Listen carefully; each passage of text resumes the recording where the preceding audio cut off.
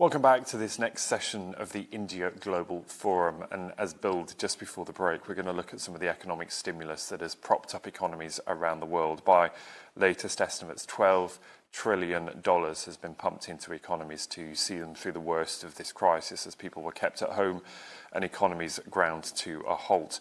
But what are the implications of unravelling all of that, and quite how easy will it be to pay back some of the money that has been spent? We're going to talk about that over the next hour or so in a number of special sessions. And I'm delighted to say, to kick us off for this first part, is the Indian Minister of Finance and Corporate Affairs. That's Nirmala Sitharaman. Nirmala, welcome to India Global Forum. It's good to have you with us. I know the Ministry of Finance, like many around the world, was so instrumental in providing economic support for businesses, for companies, for individuals who needed it during this crisis. I wonder, maybe just give us a sense of what the ministry did and what was it able to provide to people to see them through this? Well, I think since March last year, when we took a decision at that time, of course, given the limitations that we had before us, we took a decision for a national level lockdown. The challenges before us then was we didn't produce adequate numbers of PPE kits, nor did we have enough number of centers for testing. Certainly, we didn't have a vaccine. And livelihoods were a concern, but lives were the priority. We had to be clear that we had to take every step to take care of people. So there was a national level lockdown. Immediately, Prime Minister came up with an announcement that free distribution of food grains and pulses will be made available for all those eligible. In India, we have a system of categorizing people who need to be provided cheap food grains at the subsidies being given by the central government and somewhat some subsidies given by provincial governments as well. But over and above that, which their entitlement was, we had decided to give completely free of cost food grain for about 80 crore people for about 8 full months. So that started off in March. We also used the direct benefit transfer facility that India had created over the few years before. Monies for their daily expenses. They were given free cooking, what we call a cooking gas, a cooking medium. So with that announced as the first relief measure, we then went in to give fiscal reliefs. We also brought in a certain kind of a moratorium on banks making claims, legitimate claims on account holders who had to pay up their interest and everything else, government subsidized interest on interest. We also came up with a very large, secure, sovereign guarantee for all those medium and small, micro, medium and small and business enterprises, which ran to about 3 lakh crores of Indian rupees, where we stood guarantee to all these small, medium businesses that they don't suffer for want of liquidity in their hands. They have to retain their employees. So that kind of a support was gradually extended to many more sections. And how do you determine, sorry to interrupt, how do you determine who needs that help? You talk about the system that's already in place, but you know, in the early days of the pandemic, it was very easy for us all to suggest we're all in this together. Everyone is facing the same sort of challenges, but very quickly it became very evident that that was just not the case when it comes to the economic impact and the economic fallout. Different categories of people faced very different problems financially. How do you categorize that, and who was affected worst in India, and how did you make sure they got the help they needed? Well, we only categorized it as anyone who was running a small business. In India, there is a clear definition of micro, nano, small, medium enterprises. Within the larger canvas of who we call MSME, there are silos of definition for those who come under the nano, those who come under the micro, those who come under small, and so on. And they could be spread across various sectors of activities. We didn't differentiate between the sectors. We just said anyone who's doing small, medium, micro, nano business will all be covered by this guarantee that we gave, wherein credit was extended both for working capital and also for term loans. So the banks were instructed adequately that they didn't have a business to select from among them. They wouldn't ask them any additional security. They would just send a message to them, receive them, and entertain their requests. There was a certain formulation given. Based on that, it was extended to everybody. The option to be out of the scheme was the beneficiary's option. The banks had no business to say, we won't give it to you. So it was extended to everyone.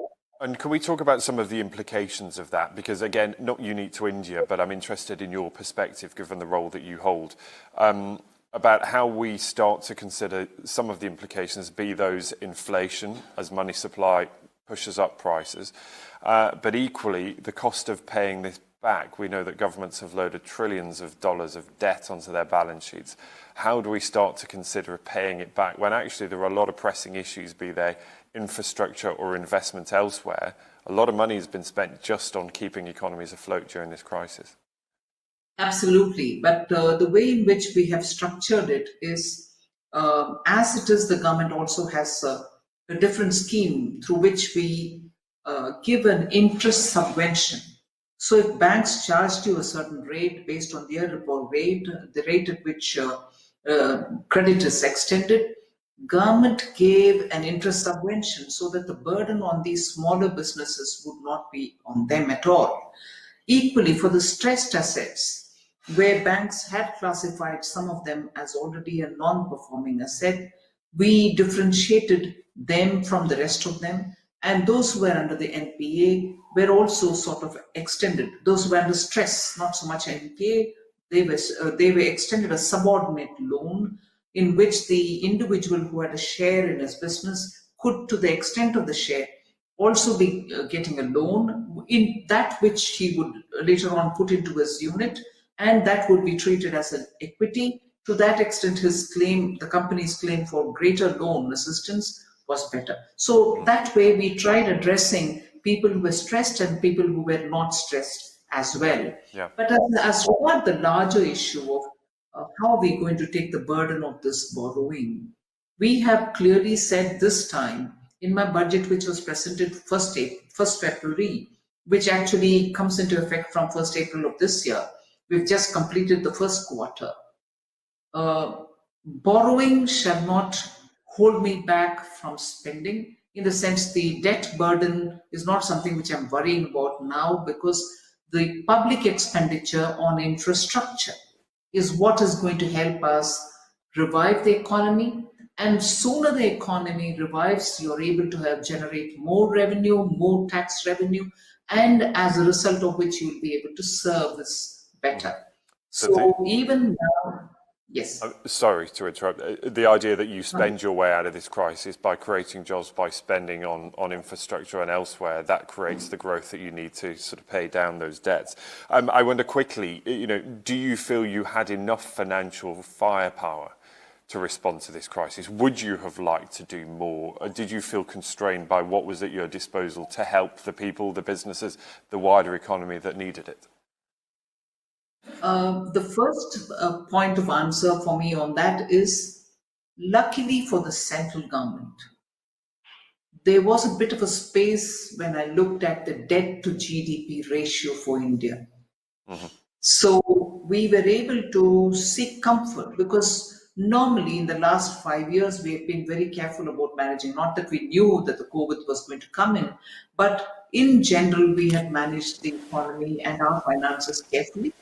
The debt GDP ratio was only improving. Now I had that little room, and therefore I could go to the extent of extending a bit more in terms of borrowing. Similarly, the provincial governments also had been managing the finances in such a way that today they were allowed to borrow a bit more. And that comfort, which of course I have to be responsible about, we've also given a very clear glide path for the fiscal deficit, which of course has gone up this time, but we're bringing it down carefully in the near future. It didn't deter. Of course, yes. And one of the options, perhaps, to raise some money to pay down some of those debts is to continue with the rather aggressive privatisation plan that was launched earlier this year as part of the budget plan. The pandemic has delayed so many things. I wonder where you would assess that you are on that privatisation plan, whether that will continue as planned, or whether actually you may rein in a little bit of that right now, given the conflicting interests and the conflicting demands on the public purse? Well, privatization or disinvestment in India is something which we had announced even in the last tenure of our government. And there have been one or two instances where we went nearly to the point of, yes, doing it. But you would remember that 2019, when this government had come back after the second election in 2019, first was in 2014, the first tenure lasted till 19, full 5 years. And 19, when we came back, we had announced it in the budget, and that year there was a slowdown of the economy, and that naturally wasn't the time when the market could pick up on your offers. So was last year because of COVID. And this year, when the economy is about to open up and hopefully without much of a worry, with the vaccinations happening, I expect to go ahead with the program without any hesitation. I've been saying that we are on course. Where would you like to see that privatisation process begin then? Where are your sort of most pressing interests in getting that into private hands and raising a little money? It is obviously going to result in raising money, but even otherwise, I think the disinvestment was also guided by the fact that the private sector efficiencies were not seen in many of them, and also when you're looking at minimum government and maximum governance, many of these are not core to the government's business. And therefore, ideologically too, today India and its large young population is looking at opportunities which will be driven with greater efficiency. And that is one of the reasons for the disinvestment.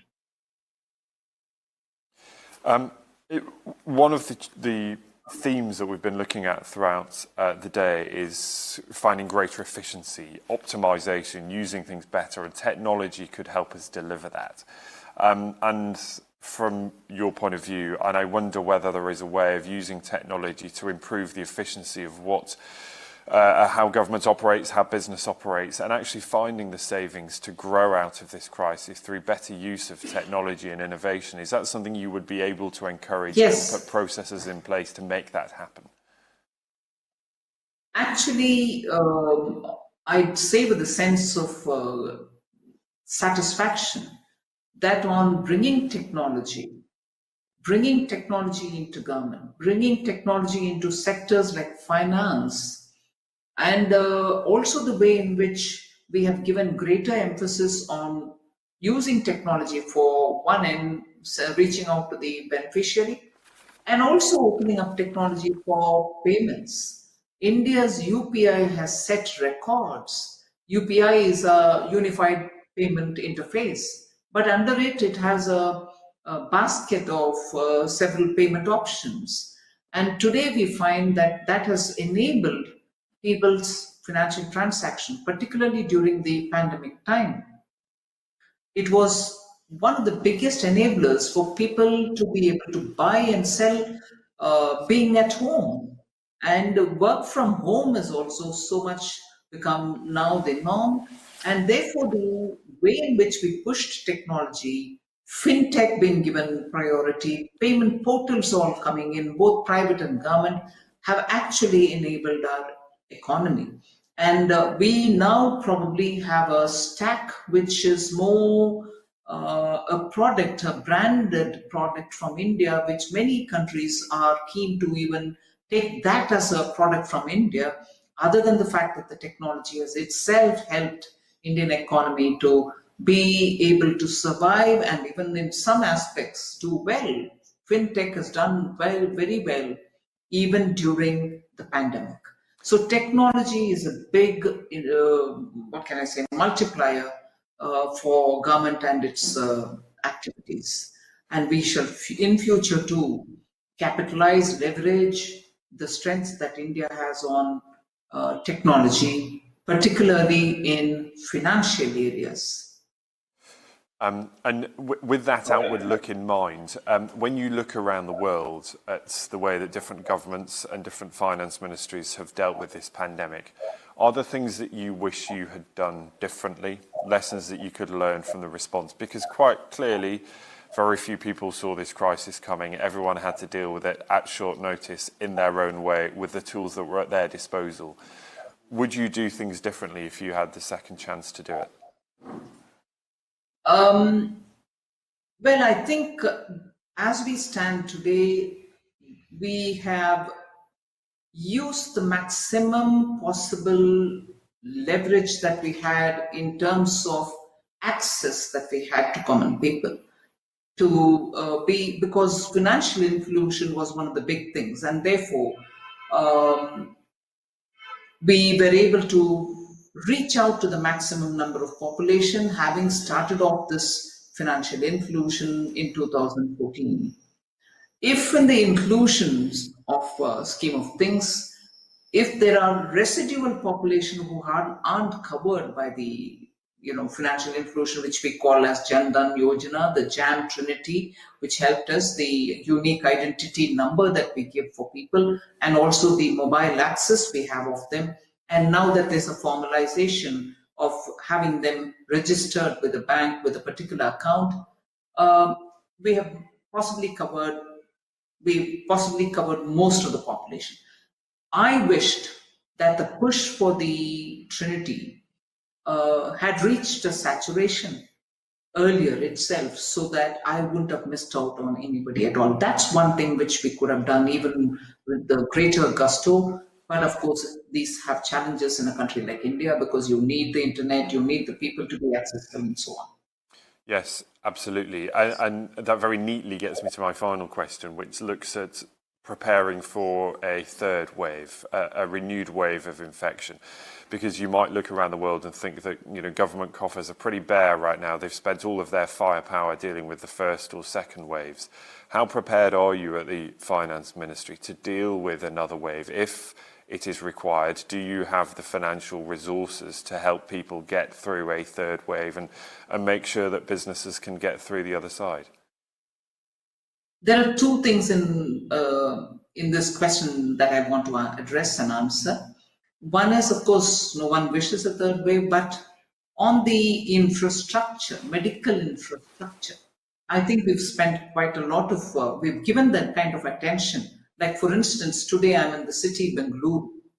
I've come here to inaugurate with my funds as an MP, the fund that I have for developmental activities. I have given a focus on setting up a completely state-of-the-art pediatric ward. This is if I'm doing this as an MP. I'm also consciously, 2 days ago, we have announced different measures to improve on the medical infrastructure in tier 2, tier 3 cities, and not just those 8 metropolitan towns. So the ramping up of medical infrastructure, looking at different segments of the population, looking at children and so on, is happening at good speed. So God forbid, if there is a third wave, we are medical infrastructure-wise well prepared. We also have the vaccination camp, which is going on throughout the country. And I'm happy to say more than about 45 to 50 lakh people per day are getting vaccinated. We've already crossed about 33 crore people in the total vaccination thing. So the way in which we are moving towards greater coverage in vaccination, I hope we'll be able to keep most of the vulnerable population from the attack of the virus. The other side, as regards monies for spending, we've really ramped up in this budget monies for spending on infrastructure. But more importantly, even notwithstanding the corona pandemic, we've had 8 consecutive months of GST revenues, which is the indirect tax revenues, keeping up pace, and we've collected more than 1 lakh of rupees, 1 lakh crore rupees in per month. 8 continuous months we've kept that figure, and I hope that will be sustaining. Because now there's no national level lockdown, economic activity is happening and it's picking pace. So revenue generation, I think, will give us a bit more leeway to be able to keep some resources for meeting up with the challenge. Yeah, and you are quite right, of course, to say that, everyone is just trying to make sure that they survive this pandemic before they start thinking longer term and make sure that we are beyond the worst. And I wonder, sort of finally, what you will reconsider, what you may do differently when you start to look longer term about how you make India's finances more resilient for any future crisis, not necessarily a health pandemic, but any other crisis in future. Will you sit down and think, when perhaps this is all over, that we need to do things a little differently? Here is how we shore up our finances to make sure we are better prepared. Absolutely, and that's where I rely on technology as one of the biggest tools that I have. And luckily, India has got that, in its hands. I have to deploy it much better to widen the tax base, to plug the loopholes, which we started doing in GST, and it is showing results. In India, one of the bigger things is that we have to be a lot more, smarter in the ways in which evasion can be contained. Tax avoidance will also have to be carefully studied, and action has to be taken on that without obviously making it difficult for those honest taxpayers. So tax base has to be widened, greater technology has got to be deployed. We've brought in the faceless assessment so that there is no discretion, and also make a clear attempt to formalize the economy. There is still a large underbelly, if I may say so, which is yet to be formalized into the mainstream of the economy. We'll have to get them on board and make compliance, tax assessments all easy. Otherwise, small businesses, many of them who are still outside of it, will never be encouraged to join the system. That is one work which I will be focusing myself on. Nirmala Sitharaman, it's really good to have your thoughts. We're very grateful for you spending some time with us here at the India Global Forum. So thank you. We wish you well. I know there is still much work to do, but thanks for your insight into the challenges that lie ahead, but the work that has been done so far. Nirmala Sitharaman, the Minister of Finance and Corporate Affairs for the Indian government. Thank you.